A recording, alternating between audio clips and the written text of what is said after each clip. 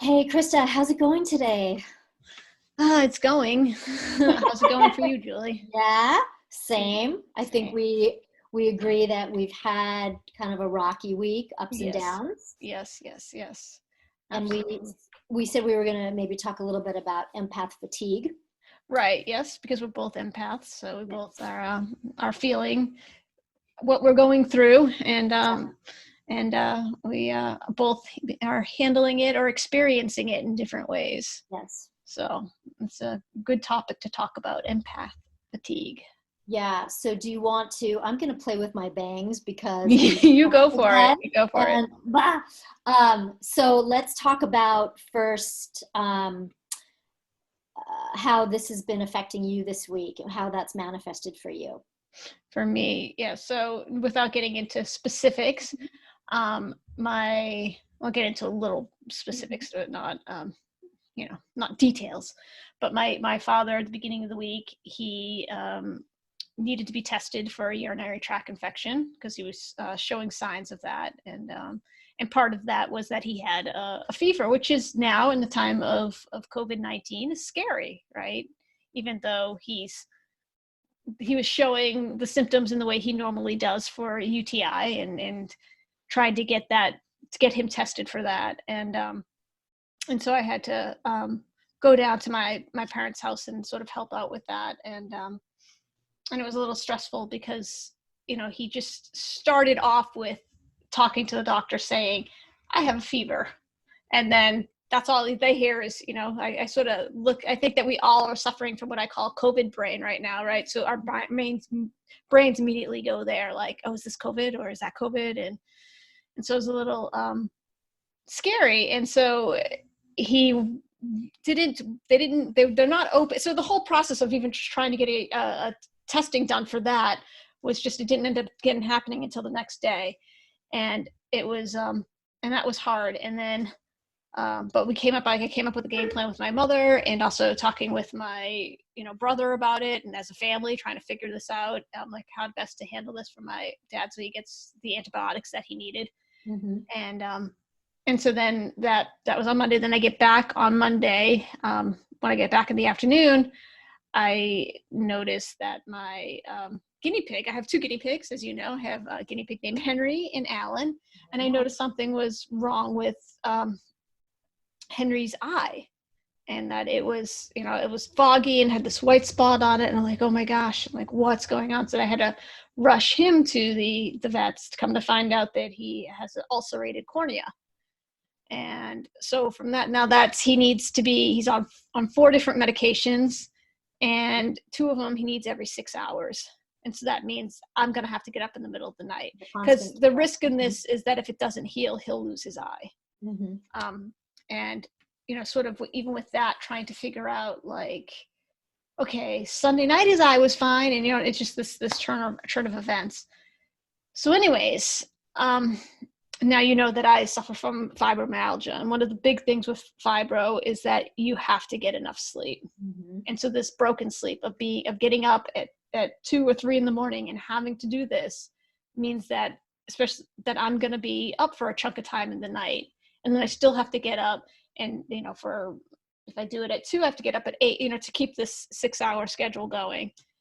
And so I knew it was going to take its toll on me. And then also, Tuesday morning, still waking up, having to deal with the stuff with my dad still. It was just this whole process. And him, I still take care of him. We can hear Freddie. Yes. Hold on one second. Okay. Freddie! Fred! He's supposed to be in the podcast. Freddie! I'll play with my bangs some more. All right. And I'll look at my shoulders because I did a big shoulder workout this morning. Right. Hold on one second. Things happen. Yeah. Okay.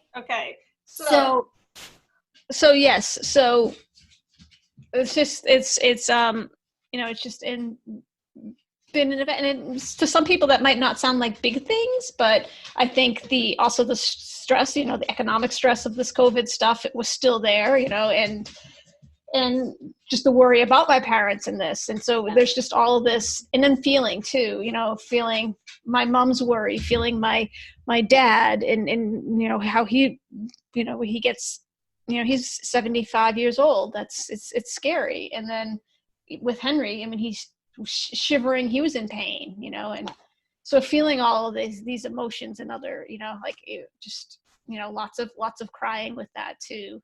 And, so that stuff, it's fatiguing, it's tiring. And then I just, end up like today, like my body's hurting. Like it's that fatigue then affects, that sets off the fibro stuff.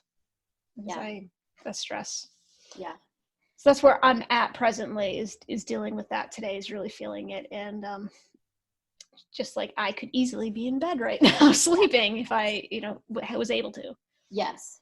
So, I mean, I could have on my friend, fellow empath hat. I could also have my coaching hat on, and I'm going to try to bridge the two. And I think, the biggest thing for you, and then I'll go into how I'm feeling as well. But I think the biggest for you is really, because you're the caretaker. So I'm playing with it. Because you're the caretaker of small animals and a medium animal and your folks and yourself.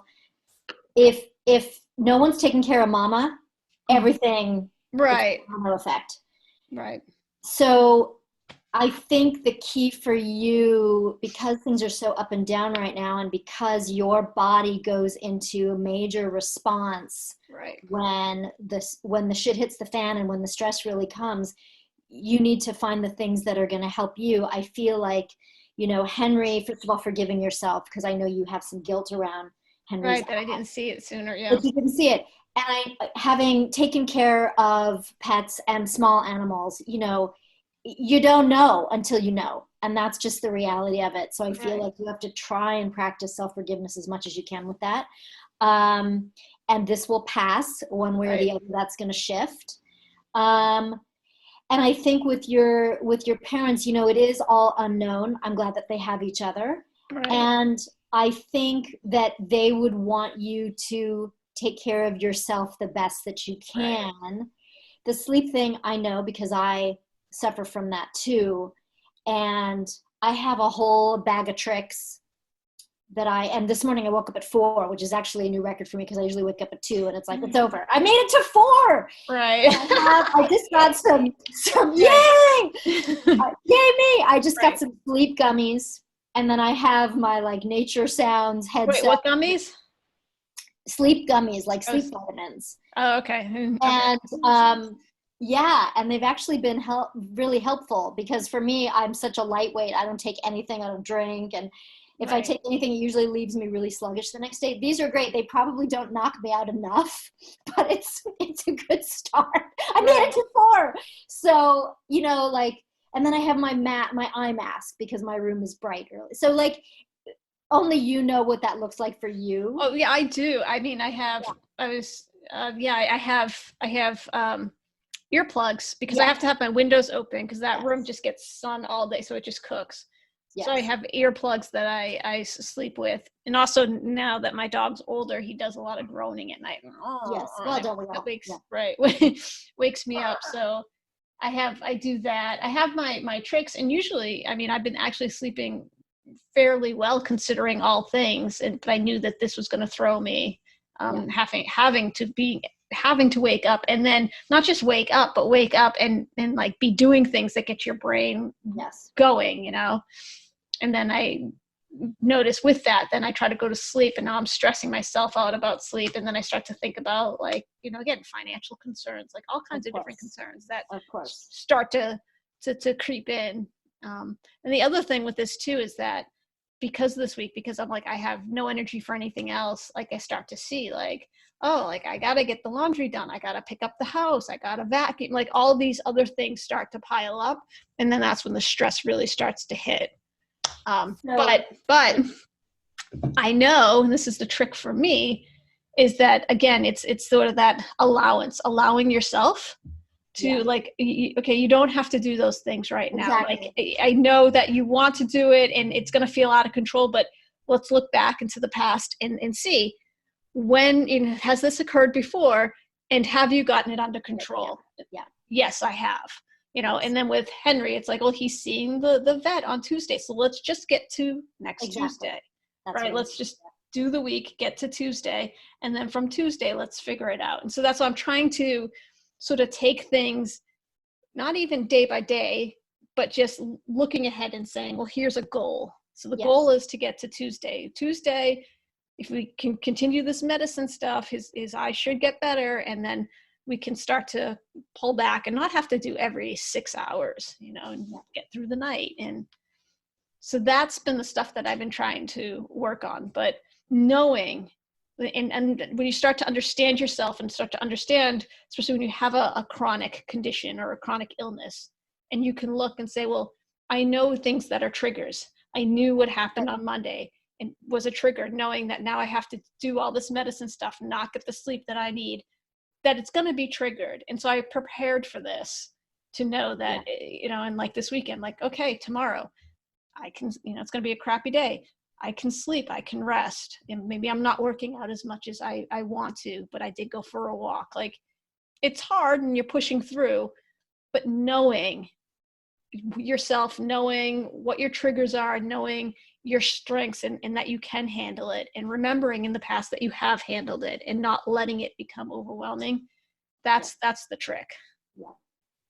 But from the empath point of view, it's also recognizing that I did take on these other emotions. And so the grounding of that, right? And then to getting back to yourself, which I know is something that you do, the looking inward. And so what we've been talking about for anyone who might be watching is how, for me, when I start to feel that fatigue, which I definitely had this week in particular on Tuesday, was that I do better getting quiet and staying to myself, and then reaching out and helping, whether it's a client or a friend or my son or whomever, or my mom. My mom was doing her laundry and she was having trouble with the sheet because the sheet came out of the laundry. It was really heavy. And she's like, I can't fold it. It's too much. And I said, you know what?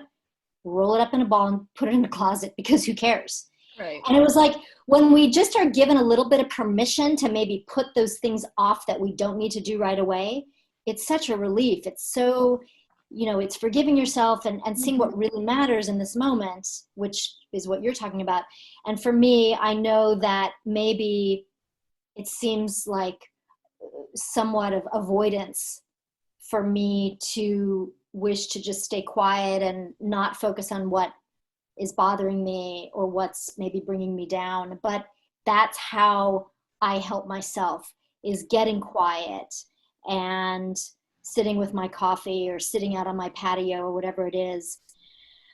And then maybe focusing on someone else and what they're going through. That helps me shift when I feel a little bit crazy. Right. Can I ask you a question? Absolutely. So when you, because when you talk about, this is a squirrel right there, like literally right there. I'm like, what is that? It's just, so when you say that you go inward and about getting quiet. So when you start to feel anxiety, I'm imagining it's anxiety, right? That you're feeling. Is there a lot of noise with that? A ton. Yeah. So the quieting is the calming your brain, right? And so the refocusing wouldn't necessarily then be avoidance. That would just be sort of, it's almost like when I did this meditation class and they did this visual, which was perfect. I love this visual, is to imagine that you're looking at, you're at a drive-in movie theater and the screen's in front of you, right? And so we're always focused on the screen, but that's where all the action and the noise is. And that can be really anxious inducing for people. But when you look outside the screen and then you see the sky, maybe if it's nighttime, there's stars in the sky and there's the moon and it's peaceful, to try to focus on the outside away from all the noise. So when you're working with a client or talking with a friend or your son, that is your way of sort of not focusing on the noise, but looking elsewhere and then when you do look in, you're looking into the peace and the calming and quieting that noise. Well, yeah, it's sort of the idea the idea behind meditation, and Right. why a lot of, meditation and yoga teachers right now are really talking about getting quiet and being still. For me, for someone who suffered from severe depression for so long, and depression more than anxiety, but they go hand in hand in many ways, because my mind is so active and because there's so much noise or chatter, as one of my therapists used to say. Yeah. I've learned that, like, when it's like blah, and anyone who's known me for a long time knows that I suffer from that. If I can just, whatever that looks like in the moment, if it's just sitting and whatever, Right. to help get me quiet, or to write stuff down, right? You were talking about like all the things that you feel you need to accomplish, and you've got a sick animal and your parents that you're worried about, and then you've got your laundry and your other things that you need to get done, and all these things that need to get done. Right. Okay, take it down a notch, right? What can wait? So can your laundry wait? Can your sweeping wait? Whatever it is. Right. So I think that's the key. And for me, it's helpful to get out of myself when I'm really feeling, if I can, and that can change from day to day. I can be super in my own head and worried about all these other things. And then I know that it will pass, that wave will pass. Right. And it's helpful for me to talk to someone, whether I'm helping them or just sort of getting my own thing out for a few minutes. Right. And actually, also what's really good about helping others, and I've noticed this, is that it also, when you're helping others, you start to realize you are helping yourself, and not just from a point of view of shifting, your focus, but also that the things you're as a coach, asking the questions and the client finding those answers. A lot of times those answers that the client finds, you find yourself in your head like, that's actually really, that could apply here for me. Yes. And so that shared sort of that shared experience, that sort of co-creative process, it really is a co-creative process, because you are helping the client, but at the same time, in many ways, the client is helping you, right? Because it's give and take. Giving and receiving. Relationship. Yeah. And you see that you're not alone. Right. So it's very productive and helpful, I find. Right. So, so it sounds like it's been sort of an up and down week for both of us. Yes. And then, funny, it's not funny at all. Well, thankfully here it's not going to snow, but a little bit further up north, they're supposed to be getting snow tomorrow. Yeah. So, I mean, it's May. We're not supposed to be getting snow in May. Yeah. So it's like, what's going on? I just want spring. There's definitely spring here. Right. Yeah. Oh, snow. Like in some parts they were talking about a foot of snow. Wow. So that's just, April, yes, you can get some snow in April, but May, I'm like, crazy. I don't know. It is crazy. So. Yeah. So we both need to make sure that we're really taking care of ourselves over this weekend and listening to what your body's telling you for sure. Right. Trying to keep your stress down, because for you, the stress affects so much. It's my nervous system. My nervous system just goes into overload and just, I think, again, if we weren't in a COVID world right now, I think it might be a different situation. Yeah. So I just think it's a little bit too much, where my body's like, no. Well, and one other thing, and I think this is very important, is really cutting down on how much news and social media you're consuming. That's actually part of it. I think I have to have a conversation with my mom about, she likes to share everything she's heard, and then I think I have to be like, that's actually a really good idea. I think maybe I have to tell her this weekend, like, I don't want, we can talk about everything else. We can talk about, their dog, Abby, the yard work she's been doing, all of that. But I can't hear any more about what's, the present state of affairs politically and all of it around the country. I find that I'm getting a lot of people are forwarding and sending a lot of things, memes and news facts and all. And at some point, I know it's hard because not everyone operates this way. Some people really like to, I read everything. Right. But I also know when I'm on overload. Mm-hmm. And I think the same is probably true for you knowing you as I do. I think at some point, and my mom too, I had to say, you know what, I really want you to cut down on your consumption. Right.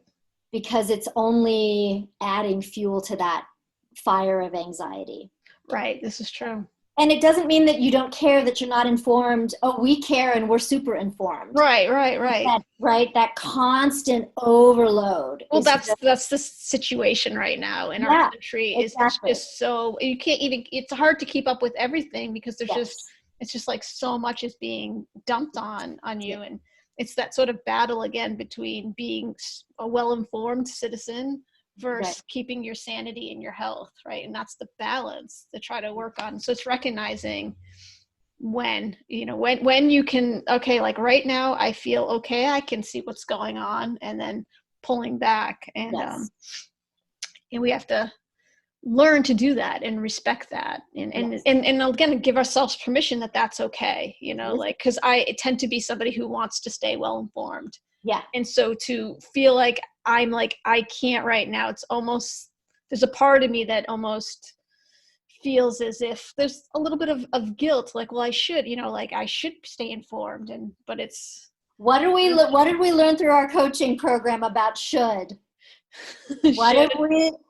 Don't be shitting on yourself. Don't be shitting on yourself. It's very true. I know. I just shitted on myself. You shitted on yourself. We're very aware, perhaps too aware. So right. So if people don't, that when you should, right, you can go ahead and explain since you brought it up. So if people don't know about should, I think there's options that are better for us in terms of self-care. I think would or could or what was the other word rather than should, but just should sort of implies this well, you should be doing this. Is super judgmental. There's guilt. It's judgmental and self-guilt. You're putting self-guilt on yourself of like, and it's like, who says you should do this or that? I'm not telling you. I don't think Fred or I was called. Right. So I mean, like, could is more. It's more like, well, you could. It's giving yourself an option. You could. There's no judgment in that, right? It's like I could. But you know what I mean? But I don't have to, right? And that's okay. And it's all about, it really comes down to self-love, right? It's putting yourself first so that you can be the best that you can be on any given day, and guilt doesn't serve that purpose. That's low energy. That's going to bring you down. And recognizing that we are sensitive people and that we're feeling this. We're feeling what's going on right now in the world. We're feeling what's going on with our family and our friends. We're taking on a lot because, again, every day people are up and down. That's right. And so as an empath, self-care is it is. It's and important. I think even maybe Henry, I almost called him Herman. I think Henry's maybe feeling that too. Oh my God, I'm sorry, I'm messing with my bangs. All right, well, yeah. What about Henry? Wait, what were you saying about Henry? Oh, that Henry's maybe feeling, Henry/Herman is feeling the stress of the world, in his eyes. I think, having sympathy pain. Lots of crying, right? Yes. Henry/Herman. So. No, actually, if you wanted, funny that you said Herman.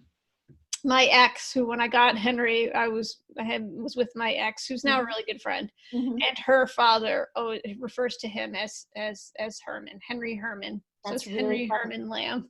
Oh my gosh, that's so maybe he looks like a Herman. I mean, you're the second person. I called him Herman. I'm glad you weren't offended by that. Henry. I know. Too bad now people want to know what he looks like. Oh. I can put up, actually, I'll put up a picture of him after this just so people. That sounds good. All right. Okay. Well, as always, wonderful to talk to you. I hope that we both feel better in the coming days, but have, self-acceptance that it is still a roller coaster. Right. and just acknowledging that and doing the best that we can every day. Right. And let's this weekend, let's both practice self-care. Yes, for sure. Actually, so for me, I think I need to rest. I think I have a day of just resting and giving myself permission not to do anything. Also, oh my gosh, happy Mother's Day. Thank you. On Sunday. Happy Creature Mother's Day to you too. I mean, for mom. Yeah, for mom. babies. So yeah. So thank you. Well, and I'm a mom to free, whatever. Yeah, for mom. Well, yeah, that'll work. But yeah, thank you so much. You're welcome. Do you have any plans? As much coffee as I can have with my son. It's always about coffee. So, and maybe somehow cutting my hair. Yeah, so thank you so much. And we'll definitely be in touch, and take care of yourself. Right. And we'll touch base next week, and we can discuss maybe just briefly what we did for, self-care and how we're feeling, and hopefully we're on the rebound. Yes. So sounds great. Okay. All right, my dear. All right. Take care. Okay, you too. Talk soon. Okay. Bye. Bye.